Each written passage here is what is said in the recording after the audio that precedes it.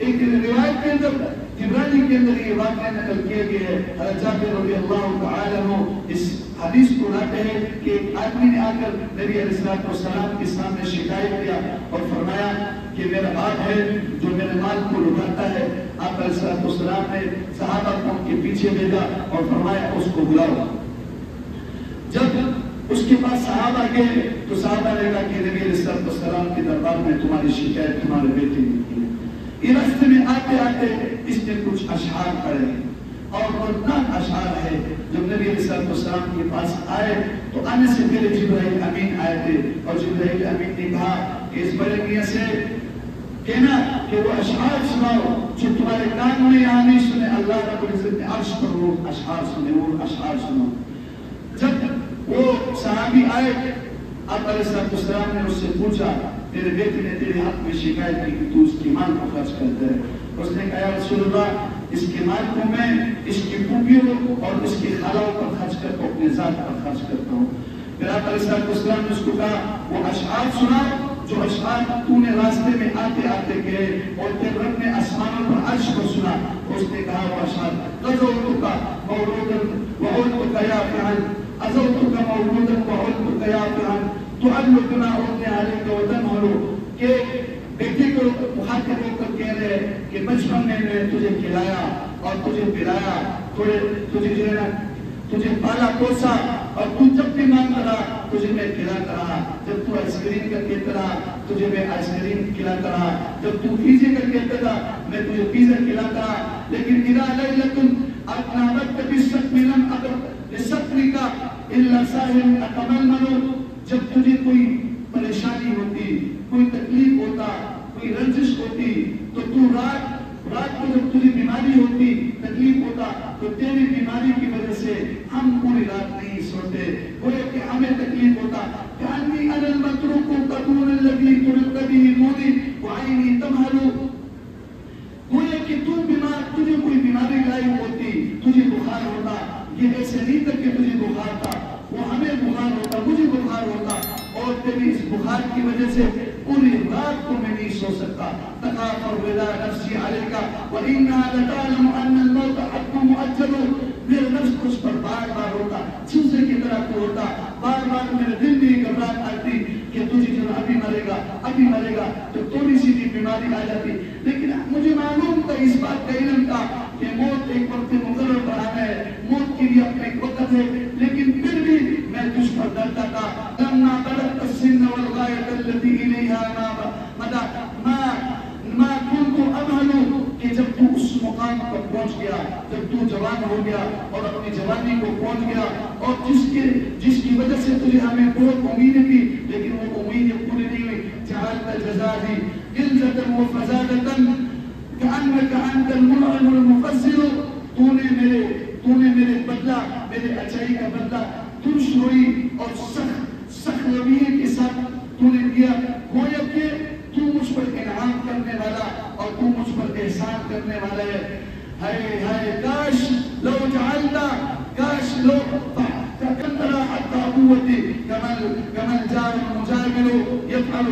کاش کہ تو مجھے باپ ہونے کا جو حق تھا اس طرح ادا نہیں کرتا.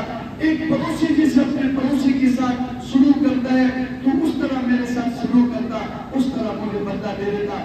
وَسَمَّيْتَنِي بِاسْمِ الْمُفَنَّدِ رَأْيَهُ وَفِي رَأْيِكَ تَنْفِيدُ لَوْ تَعْقِلُ. اور تو نے میرا نام رکھ دیا بے عقل، بے وقوف. بات تو کہتا ہے کہ تیرے عقل کہاں گئی؟ تجھے تو سمجھ ہی نہیں ہے، تجھے تو پرواہ نہیں ہے، تجھے تو سمجھ ہی نہیں ہے. کاش کہ تو سمجھتا. اگر تیرے عقل میں کچھ ہو تو تو جو ہے نا تجھے یہ معلوم ہو کہ تیری عقل خراب ہے. تراؤ معرضاً للخلاف. تو مجھے ایسے دیکھتا ہے، مخاطب کو کہتا ہے، مخاطب تو میرے بیٹوں کو ایسے سامنے دیکھے گا جیسے کوئی ایک مخالف اور ایک دشمن ہو اور ایک دوسرے کے ساتھ بہت بڑا لانجا ہو. کأنه يرد على اهل الصواب معقل. جیسے کہ ایک اہل حق ہوتا ہے اور اس نے کسی کو کسی پر سوال کیا ہوتا ہے، ایسے جوابات دیتا ہے جیسے وکیل بنا ہوا ہے تو اور مجھے ہر بات کا جواب دیتا ہے. تو جب یہ اشعار دردناک اشعار سنائے آپ علیہ السلام نے اس صحابی کو پکڑا اور ان کو کہا गिरबान से पकड़ा, उसको झटका से दिया, अंत वमालुका लिअबीका, तू और तेरा माल तेरे बाप का है, तू और तेरा माल तेरे बाप का है। हाँ, शरीयत ये कहते कि बाप जब तक जिंदा है तो बाप की माल और विरासत सब जो है और बाप के मरने के बाद फिर मिरास तकसीम होगा। आज बेटा उठता है और कहता है तेरे अकल में खराबी है और कहता है कि मैं तुझे कत्ल कर दूंगा, माल के लिए कत्ल करने को उसको धमकी देते हैं। हालांकि शरीयत के मुताबिक कहती है कि बाप ने बेटे को अगर कत्ल किया तो बाप को बेटे के बदले में किसासन कत्ल भी नहीं किया जाएगा, इसलिए कि बाप उसकी तख्लीक के मजाजी खालिक है।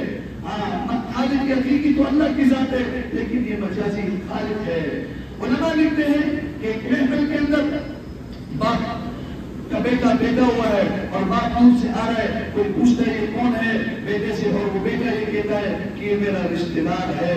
ये नहीं कहते कि मेरा बाप है, मेरा रिश्तेदार है, तो ये आग शुमार होता है, ये आग शुमार होता है, ये नाफरमान शुमार होता है। उलमा ने 10 आदाब लिखे हैं, माँ बाप के बाद के 10 आदाब लिखे हैं कि इनकी जब गाने की जरूरत है तो उनको गाना खिलाओ, जब खिदमत की जरूरत है तो उनकी खिदमत करो, जब किसी इताअत उन चीजों में जिसमें अल्लाह की इताअत करनी है, इताअत का हुक्म करे तो उनकी इताअत करो, रास्ते में उनसे आगे मत चलो, कपड़े की जरूरत है तो उनको कपड़ा पहनाओ, जब वो किसी चीज का जब आवाज दे तो उनको जवाब देना, और जब उनसे बात करे तो नरम लहजे में बात करना। और एक अगर ये भी लिखा है कि 7वें नंबर पर कि जिस चीज को अपने लिए पसंद करते हैं उसको उनके लिए पसंद करे, और नंबर 8 उनसे आगे न चले, और नंबर 9 जो चीज अपने लिए ना पसंद करते हैं तो उनके लिए ना पसंद करे, और नंबर 10 माँ बाप को दुआ में याद रखना, माँ बाप को दुआ में याद रखना। आज हम अपने गिरबान में जाकर देखें हम कितना माँ बाप को दुआ में याद रखते हैं, कितना उनके लिए दुआ करते हैं। अल्लाह पाक ने कुरान में इसकी तरफ इशारा किया, हदीस मुबारक में आता है, ये जो आयत मुबारक वाला तकुल्लुहुमा उफ भी नहीं कहते, हाथ के बजाय उफ भी नहीं कहते, हाथ कहते हैं। आप अलैहिस्सलाम ने फरमाया अगर इससे भी कोई कमतर लफ्ज होता तो अल्लाह पाक उसका भी हुक्म कह देते, कमतर लफ्ज उफ है ये भी नहीं कहने। आप अलैहिस्सलाम ने फरमाया ऐसे नहीं हो सकते कि जो माँ बाप की इताअत करे वो जहन्नम में दाखिल हो, ऐसे कभी भी नहीं हो सकते, और ऐसे भी नहीं हो सकते जो माँ बाप का नाफरमान हो वो जन्नत में दाखिल हो, वो कभी नहीं हो सकते। अल्लाह फरमाते वक़्फ़िज़ लहुमा जनाह अज़्ज़ुल्लि मिन रहमत, यानी जिल्लत के बाजू उनके सामने इंकिसारी और अच्छी के सामने पेश आओ। हाँ, सईद इब्न मुसय्यब फरमाते हैं कि ऐसे माँ बाप के सामने पेश आओ जैसे एक इताअत गुज़ार गुलाम एक सख्त मिजाज आका के सामने पेश होता है। तो ये वालिदैन की इताअत करनी है, वालिदैन की इताअत, वालिदैन की जिंदगी इंसान के लिए दुनिया में बरकत का जरिए है, और उसकी जिंदगी इंसान के लिए रहमत और शफ़क़त का साया है, और उनकी दुआएं दुनिया और आखिरत की कामयाबी का जरिया है, और उनकी खिदमत करना ये दुखूल जन्नत का जरिया है, ये दुखूल जन्नत का जरिया है। एक हदीस मुबारक में आप अलैहिस्सलाम ने फरमाया बाप जो है ना जन्नत का दरवाजा है। हाँ, इंसान घर में दाखिल होते तो दरवाजे से दाखिल होते, जब तक दरवाजा ना हो तो दाखिल नहीं हो सकते। तो वालिदैन की माँ बाप की इताअत के बगैर इंसान जन्नत में भी दाखिल नहीं हो सकते। अगर वालिदैन गैर मुस्लिम है तो उनको भी जो है ना उनकी भी ताज़ीम को हुक्म है। हाँ, एक चीज में अल्लाह के शुक्र भी कि वालिदैन शिर्क करने का हुक्म करे तो शिर्क में उनकी इताअत नहीं करना है, अल्लाह के साथ उनको किसी को शरीक नहीं कराना है। ला ताअता लिमखलूक़िन फ़ी मासियतिल खालिक़। तो मेरे अजीज दोस्तों, आपके सामने ये बात मैंने इसलिए रखी कि आजकल वालिदैन की इताअत के बहुत बड़े मसले आते हैं कि औलाद मेरी नाफरमानी करते हैं और कहते हैं कोई वजीफा बताओ, कोई तावीज़ करो, कोई दम करो। जो आदमी नमाज के अंदर एक वजीफा आपको बताता चलूं, जो नमाज के अंदर दुरूद शरीफ के बाद अल्लाहुम्मा रब्बना रब्बि जअलनी मुक़ीम अस्सलात ये दुआ पढ़ता है, इसके साथ एक दुआ ये भी पढ़े अल्लाहुम्मा रब्बना हब लना मिन अज़वाजिना व ज़ुर्रिय्यातिना क़ुर्रता अय्युन वजअलना लिल-मुत्तक़ीना इमामा। एक बहुत मुजरब अमल है, जो आदमी इसको पढ़ता है तो उसकी औलाद और उसकी बीवी इसकी आंखों का ठंडक बनेगा। ये मौलाना अहमद अली लाहौरी रहमतुल्लाह अलैह जो दाता दरबार जो मशहूर है उनके मुजरब अमल है, और उन्होंने कहा है एक किताबों में लिखे हैं, एक महफिल के अंदर कहा کہ میرے 30 سال سے تجربہ ہے، 30 سال سے میں اس کو پڑھتا ہوں، لہٰذا میرے والدین میرے اولاد نے کبھی میری نافرمانی نہیں کی۔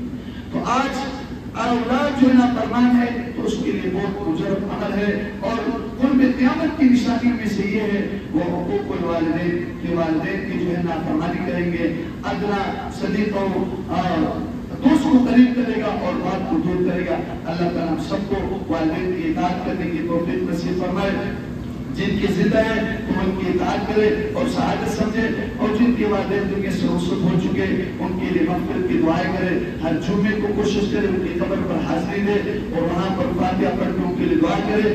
فاتحہ کے ساتھ تو یاد نہیں ہو جاتے، جن کے والدین نزدیک فوت ہوئے ہو اور وہ والدین جو ہے نا اس کو یاد آتے غم تازہ ہوتے۔ ایک میں بہت مجرد عمل بتاتا ہوں، اور ایک بہت بڑا نسخہ اس پر عمل ہے کہ جس وقت وہ یاد آتے فوراً سورہ فاتحہ سورہ اخلاص ان کے لیے پڑھے، ایک تو ثواب ملے گا، اور وہ جو اس کے سامنے ہوتے ہیں تو یہ آہستہ آہستہ آ جائیں گے۔ اور والدین کو جو آدمی چاہتا ہے کہ مجھے والدین خواب میں آئے اور اچھی حالت میں ہو تو ان کے لیے 2 رکعت نفل پڑھ کے ان کے لیے سارے ثواب کرتے